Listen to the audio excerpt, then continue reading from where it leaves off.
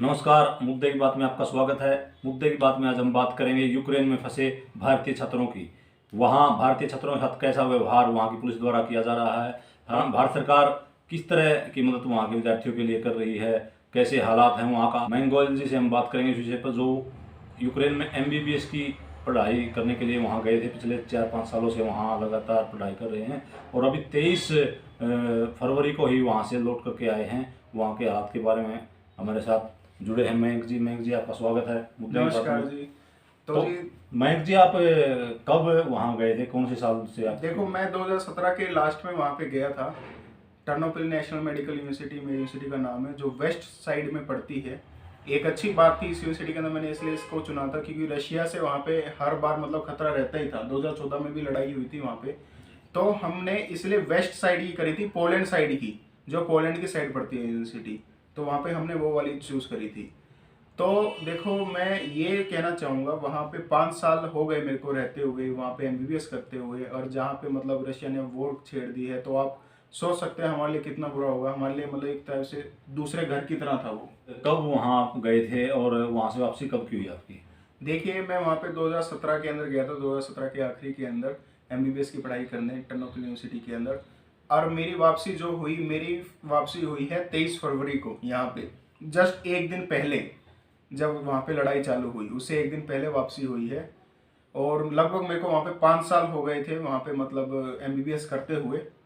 तो आप सोच सकते हैं हमारे दूसरे घर की तरह था वो। तो हमारे ऊपर क्या बीत रही होगी, हमारे बच्चों के ऊपर, ये लगा लीजिए हमारे साथ जो सहपाठी थे हमारे, क्या बीत रही होगी उनके ऊपर। तो जब आप वहाँ से 23 को आए थे, 23 से आने से पहले जब युद्ध की तैयारियों का शुरुआत हुई थी, तो वहाँ कैसा माहौल हो गया था बच्चों में? देखो, बच्चों में वहाँ का डर का माहौल लगभग ये लगा लीजिए 15-20 दिन से था। जो वहाँ पे मेन कमी आ रही थी, मेन कमी ये थी, बच्चों के पास संसाधन नहीं थे। बच्चे आए तो आए कैसे, फ्लाइटें भी होनी चाहिए। आप ये लगा लीजिए, जिस वक्त मैं निकला हूँ उस वक्त मैंने लगभग 75,000 रुपये के आसपास की मैंने फ़्लाइट खरीदी है। और वहाँ पे अगर एयर इंडिया की बात की जाए तो एयर इंडिया की फ़्लाइट का रेट 60,000 से चालू हुआ था। 60,000 से चालू होते जिस वक्त मैं आया था 23 तारीख को, अगर मैं बुक कराना चाहता वहाँ पे उस दिन फ़्लाइट, तो 1,08,000 रुपये की हो रही थी फ़्लाइट। तो आप देख लीजिए कितना मतलब बच्चों के पास संसाधन। 7 मार्च तक कोई फ्लाइट अवेलेबल नहीं, तो बच्चे निकलेंगे कहाँ से अगर बच्चों के पास फ्लाइट या संसाधन होंगे नहीं। तो आप खुद बताइए। तो यहाँ सुनने में यह आता था कि यहाँ की सरकार ने वहाँ घोषणा करवा दी थी कि बच्चे जो आना चाहते हैं वहाँ से आ जाएं, लेकिन वहाँ यूनिवर्सिटी के द्वारा जो है ऑफलाइन क्लास पर जोर दिया जा रहा था, इसलिए बच्चे नहीं आ पाए थे। देखो, ये बात में मुद्दा एक सही है, ऑफलाइन क्लास के ऊपर जोर दिया जा रहा था वहाँ पे यूनिवर्सिटीज़ के द्वारा। पर हमारी एम्बेसी ने 18 तारीख को मतलब नोटिस जारी किया था सबसे पहला। तो हमारी एम्बेसी भी थोड़ा लेट थी जिन्होंने नोटिस जारी किया। लगभग लगा ली इस युद्ध से एक हफ्ते पहले ही नोटिस जारी किया। तो वहाँ पे 20,000 से ज़्यादा उस वक्त इंडियन स्टूडेंट्स थे। वैसे 27 से 28,000 इंडियन स्टूडेंट्स हैं, 7 से 8,000 निकल के आ गए थे। पर वहाँ पे 20,000 से ज़्यादा फिर भी थे। हम वहाँ पे रेगुलर प्रोटेस्ट भी कर रहे थे, पर यूनिवर्सिटी के द्वारा हमारी कोई बात नहीं सुनी जा रही थी। यूनिवर्सिटी ने, आप ये लगाइए, 24 तारीख को जिस दिन युद्ध हुआ है, 24 तारीख को भी हमारी यूनिवर्सिटी ने ऑनलाइन क्लास चलाई है। 25 तारीख को जब से कर्फ्यू लगा है उसके बाद हमें छुट्टियाँ मिली हैं 1 महीने की। तो वहाँ जैसे ही युद्ध के हालात की स्थिति हुई, तो कैसा माहौल कैसा था वहाँ बच्चों में? देखिए, बच्चों के अंदर डर था, पर वहाँ के लोकल लोगों से हमने पूछा था तो वे, क्योंकि देखो वहाँ पे वे लोग 8 साल से ऐसे ही हालात में रह रहे थे। हर साल सर्दियों के अंदर वहाँ पे रशिया की सेना इकट्ठी हो जाती थी, तो उनके लिए मतलब काफ़ी नॉर्मल सा माहौल था। पर इस बार मतलब युद्ध स्टार्ट हो गया, तो ये देख लिया, अब ये नाटो के उसके कारण हुआ है। जहाँ तक हमें लगता है, बच्चे सब मानते हैं ये अमेरिका की गलती है, युद्ध चालू हुआ जो। तो मतलब पिछले 8 साल से मतलब ऐसा ही माहौल था। आप ये लगा लीजिए, देखो हर साल मतलब हर 1-2 सालों के अंदर वहाँ पे जो रशिया है अपनी मिलिट्री को इकट्ठा कर देता था। ये आज अब की बार नहीं हुआ था, 2 साल पहले भी सेम टू सेम हुआ था। इस बार थोड़ा सा बड़े स्केल के ऊपर हो गया था ये। तो इस बार जो ये हुआ, ये क्या कारण रहा है, इसका क्या मानते हैं? ये देखो, कारण जहाँ तक हमें जहाँ तक पता है कि वहाँ पे जो हमारे वहाँ पे प्रेसिडेंट थे यूक्रेन के, जेलेंस्की, वोलोदिमीर जेलेंस्की उनका पूरा नाम है जी। तो उनको मतलब ये लगा लीजिए लास्ट साल वे नाटो के जो चीफ हैं उनसे सीक्रेट मीटिंग कराए थे उस चीज़ के ऊपर। मतलब रशियन जो पुतिन थे, रशिया के प्रेसिडेंट जो पुतिन, वे मतलब गुस्सा थे इस चीज़ के ऊपर कि यूक्रेन नाटो का हिस्सा ना बने। उसके बाद मतलब इसको आप ये लगा लीजिए, नाटो को मतलब ये लगा लीजिए अमेरिका की तरह आश्वासन दिवाया गया कि उन्होंने कहा था कि भाई मॉस्को के ऊपर हम हमला कर देंगे, कुछ हुआ तो ऐसा हुआ तो। अब देख लीजिए 6 दिन हो गए हैं युद्ध को, अभी तक तो कुछ नहीं किया उन्होंने। मतलब यूक्रेन जो है वो अमेरिका की जो चाल का शिकार होने के कारण हाँ, इसको अमेरिका जो है, अमेरिका की चाल का शिकार होने के कारण ऐसा हुआ है, आप ये कह सकते हैं इसके तो अंदर। अभी स्थिति क्या है वहाँ? आप लगातार जो स्टूडेंट हैं वहाँ उनके कांटेक्ट में हैं, आपके पास फोन आ रहे होंगे लगातार, तो स्थिति क्या है अभी देखो, वहाँ? मैं आपको एक स्थिति बताता हूँ कि वहाँ पे स्थिति बहुत ज़्यादा बदतर है।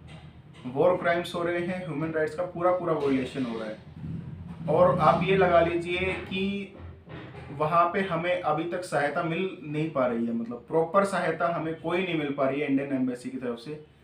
आप ये लगा लीजिए यहाँ पे सिर्फ मेन स्ट्रीम मीडिया में दिखाया जा रहा है कि ऐसा है वैसा है। मैं आपको पर्सनली बताता हूँ, वहाँ पे मतलब जैसे हम वहाँ पे जो इलेक्शंस होते हैं उसके अंदर भी खड़े हुए थे, हम हमारे पास एक 30-40 बंदों की टीम थी जो वॉलेंटियर काम करते थे। जी हमारी ये वॉलेंटियर टीम क्या करती थी, पहले जो वहाँ पे हमारे हॉस्पिटल में कैंसर के पेशेंट थे उनके लिए, जो जिस बच्चे का मतलब क्या नाम बर्थडे आता था, क्या बताओ अगला बर्थडे देख ना पाए, उनका बर्थडे हम सेलिब्रेट करते थे फ्री ऑफ कॉस्ट। उनके लिए दवाइयों के लिए पैसे जुटाते थे।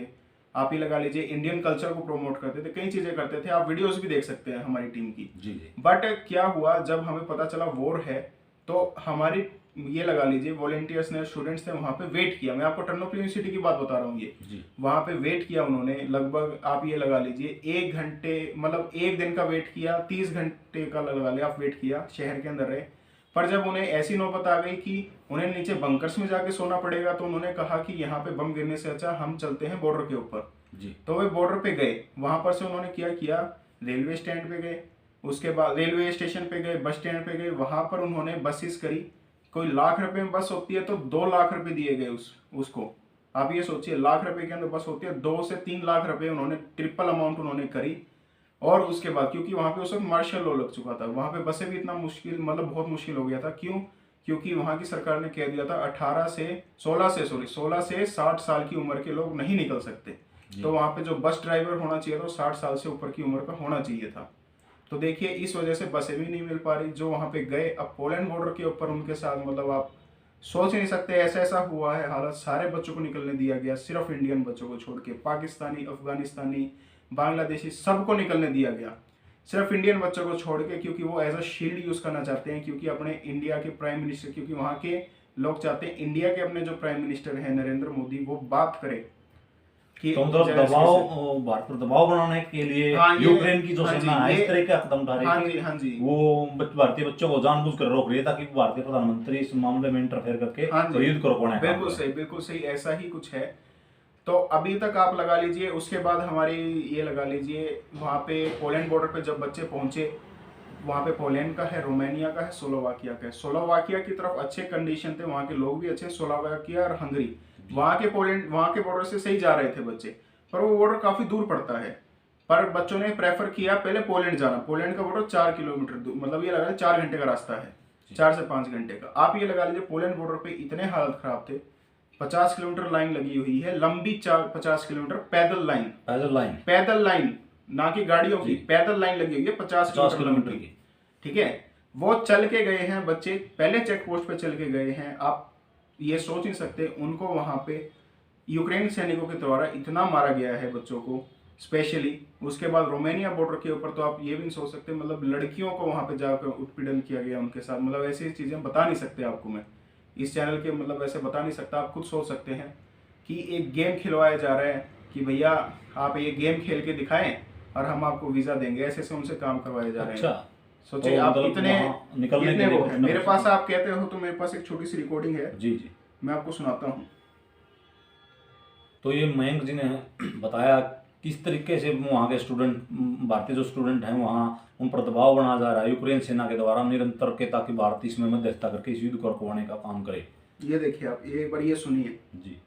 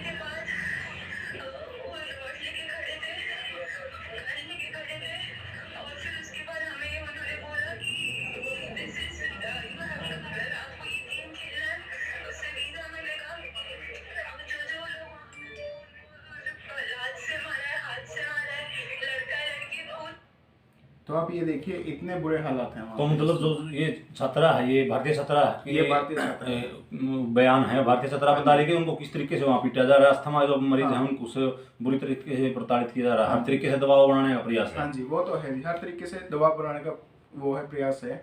तो अभी हालात कैसे है वहाँ, कितने बच्चे भारतीय बच्चे वहाँ फंसे देखिए हुए हैं? वहाँ पे जहाँ तक है, हमारे हमारे साथ कुछ एनजीओ जुड़े, हमारे जो वॉलेंटियर की टीम थी, एनजीओ जुड़े हमारे साथ। उसके साथ हमारे जो खुद के जो यूनिवर्सिटी के अंदर बच्चे पढ़ते थे, जो ऑलरेडी पोलैंड के, जो क्योंकि हमारी यूनिवर्सिटी के अंदर 78 इंटरनेशनल मतलब ये लगा लीजिए कंट्रीज के बच्चे पढ़ते थे। तो वहाँ पर से जो पोलैंड के बच्चे थे, रोमानिया के बच्चे थे, वो आए मदद करने के लिए। तो वो उन्होंने वॉलेंटियर ग्रुप बनाया, वहाँ पे एनजीओ से जुड़े हुए, वहाँ के अलग अलग जर्नलिस्ट को लेके आए हुए, और उन्होंने दिखाया कि यहाँ पे कैसे उत्पीड़न चल रहा है। आप सोच नहीं सकते, पोलैंड बॉर्डर के ऊपर $15,000 दिए गए हैं सिर्फ बॉर्डर खुलवाने के लिए। आधा घंटा बॉर्डर खुलवाने के लिए $15,000 दिए गए हैं हमारे एनजीओ के द्वारा। मतलब आपदा में भी वो फायदा उठाने का काम कर रहे हैं वे वहाँ के, आप ये लगा लीजिए वहाँ के जो लोकल हैं, लोकल लोग हैं, उन्होंने $200 लिए, सिर्फ $200 सिर्फ वहाँ से बॉर्डर 4 घंटे के रास्ते के लिए 15 से 20 हजार रुपए लिए गए एक बच्चे से। हमने जो बसें करवाई थी, हमने फिर वॉलेंटियर्स इकट्ठे किए, उन्होंने बसें करी, बोले वे खुद आधी बसें तो वे खुद चला के लेके गए हैं, खुद उन्होंने डीजल पेट्रोल का इंतजाम किया उसके लिए। अभी इस वक्त हालात ऐसे हैं कि भाई कल रात तक काफ़ी ख़राब थे, तो हमने जब मीडिया के अंदर बहुत ज़्यादा आवाज़ उठाई, तो हमने वीडियोज़ ये शेयर करी और करी, तो उसके बाद हमारी बात सुनी गई, और अब जाके ये लगा लिए आज सुबह सुबह इंडियन एम्बेसी बसें लेके पहुंची है वहाँ पे। 4 दिन बाद इंडियन एम्बेसी वहाँ पे बसें लेके पहुंची है। तो भारत सरकार की तरफ से क्या कदम उठाए गए थे वहाँ बच्चों को निकालने के लिए? भारत सरकार का रवैया इसमें क्या रहा है पूरा के पूरा? देखिए भारत सरकार का रवैया, देखिए भारत सरकार ने अपनी पूरी कोशिश करी है, पर आप एक चीज़ देखिए कितने ज़्यादा बच्चे हैं वहाँ पे, ठीक है जी, इतने ज़्यादा बच्चों को, 20,000 बच्चों को निकालने के लिए वहाँ पे 15 से 20 लोग हैं, तो ऐसा मुमकिन नहीं है। तो भारत सरकार को एक प्रॉपर गठन बनाना चाहिए जो वहाँ पे से निकाले बच्चों को, तो मतलब ऐसा करना पड़ेगा। तो ये लगा लिए उनको थोड़े और बंदे, आज अच्छी एक न्यूज़ आई है कि वो किसी 4 मंत्रियों की वहाँ पे ड्यूटी लगाएगी बॉर्डर्स के ऊपर, 4 बॉर्डर हैं, 4 बॉर्डर के ऊपर, कि वहाँ पे सब सही चले।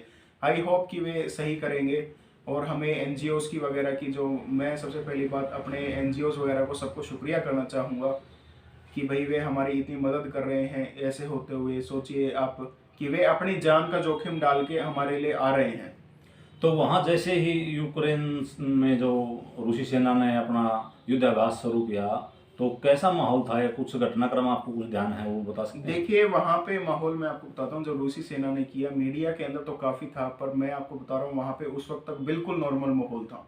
जिस दिन 24 तारीख को बम गिरे हैं, उससे पहले मैं आपको बता रहा हूँ बिल्कुल शांति का माहौल था। इतना सुंदर देश है वो, बिल्कुल कि मतलब आप ये लगा लीजिए, मतलब कांचों की इतनी बड़ी बड़ी बिल्डिंग बनी हुई है।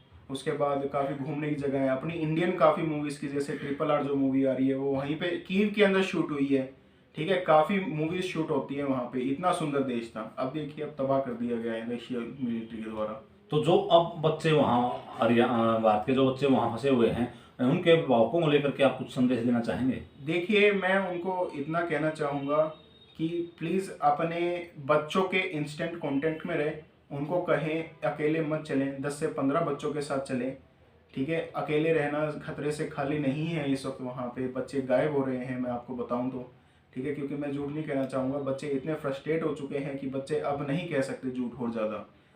और उसके बाद एक छोटी सी और कहूँगा, अगर आपके बच्चे को कोई ज़रूरत चाहिए है तो हमारा एक एनजीओ है, मैं आपको कहना चाहूँगा, अगर आप इंस्टाग्राम चाहते हैं, इंस्टाग्राम के ऊपर टर्नोपिल डायरीज नाम का है, अगर आपका बच्चा वहाँ पे फंसा है तो क्या पता हमारा एनजीओ वहाँ पे असिस्ट कर सकता है उसको। तो वहाँ पे हम ये लगा लीजिए हमारे पास अब 200 से ज़्यादा लोगों की टीम है वहाँ पे, अलग अलग ईएनओ के वॉलंटियर्स भी हमारे साथ जुड़े हुए हैं।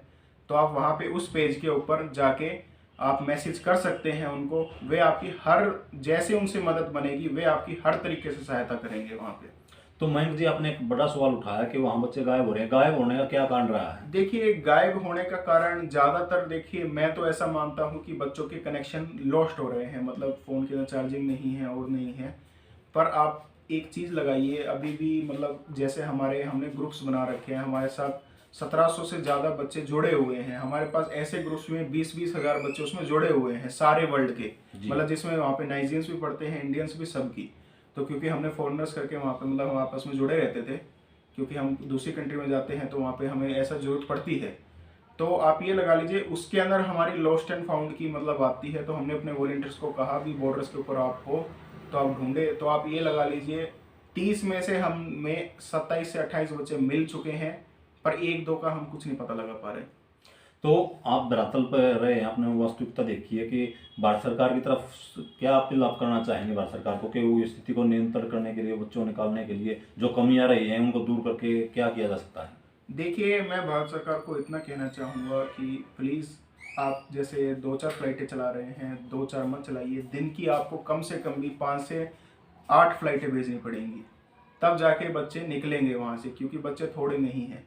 बच्चे अब इतने परेशान हो चुके हैं, एयर इंडिया की उन्हें फ़्लाइटें मिल नहीं रही हैं। वे कह रहे हैं हम अपनी खुद की फ़्लाइटें करवा के चले जाते हैं इंडिया। कई बच्चे खुद की फ़्लाइटें करवा के आ रहे हैं इंडिया। अभी बच्चों का भी आया भी था कि हम बुदापेस्ट बॉर्डर के ऊपर, हंगरी बुदापेस्ट बॉर्डर के ऊपर हम 8 घंटे हो गए सुबह से खड़े हैं, हमें कोई फ़्लाइट नहीं आई, कोई कुछ नहीं आई। पर काफ़ी बच्चों को फ़्लाइट मिल भी गई, जो रोमानिया गए थे उनको मिल भी गई। अब देखो ये वहाँ पे ऐसा चल रहा है, पहले आओ पहले पाओ। पर दिक्कत ये है, अगर आपको जल्दी बच्चे निकालने हैं, आप सोचो 20,000 बच्चे, एक फ्लाइट में 200 ही बच्चे आते हैं, ठीक है। अगर 20,000 बच्चे हैं, दिन की 2 फ्लाइटें भेजेंगे, जैसे 7 महीने लग जाएंगे बच्चों को निकालते, ठीक है जी।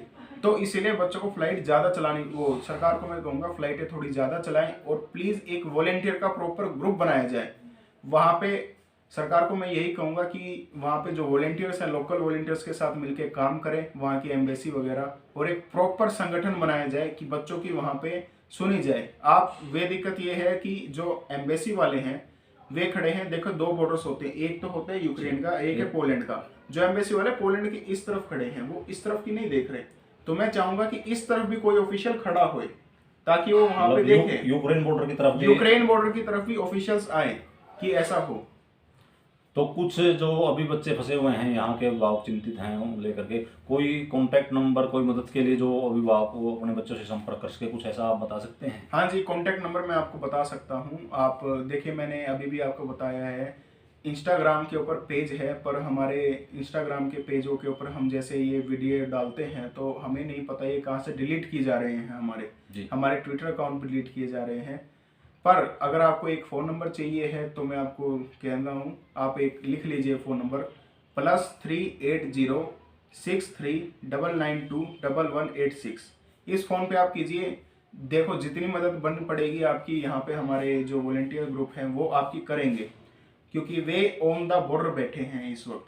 वे आपके लिए मतलब ये लगा लीजिए, रोमानिया के बॉर्डर पे बैठे हैं, पोलैंड के बॉर्डर पे बैठे हैं, स्लोवाकिया के बॉर्डर पे बैठे हैं, वे हंगरी के बॉर्डर पे बैठे हैं। वे ऑन द ग्राउंड हैं, क्योंकि यहाँ पर से हम बैठ के उनसे कांटेक्ट किया जा सकता है, आपस में कांटेक्ट उनका सुधारा जा सकता है। पर जो काम करने वाले हैं वो वहाँ के ही बंदे हैं। तो यही चीज़ है। तो मैं आपको कहना चाहूँगा, जो अभी आप देख रहे हैं बच्चे कहाँ से निकल रहे हैं, तो मैं आपको इतना कहना चाहूँगा, इसके अंदर से 70 से 80% बच्चे जो हैं वो NGOs एंड वॉलंटियर्स के द्वारा निकाले जा रहे हैं, ठीक है। एम्बेसी काम कर रही है, पर एम्बेसी को बहुत ज़्यादा रफ्तार बढ़ानी पड़ेगी अपनी। अगर वो अभी जिस हिसाब से काम कर रही है, ऐसे तो 7 से 8 महीने लग जाएंगे बच्चों को निकालने में।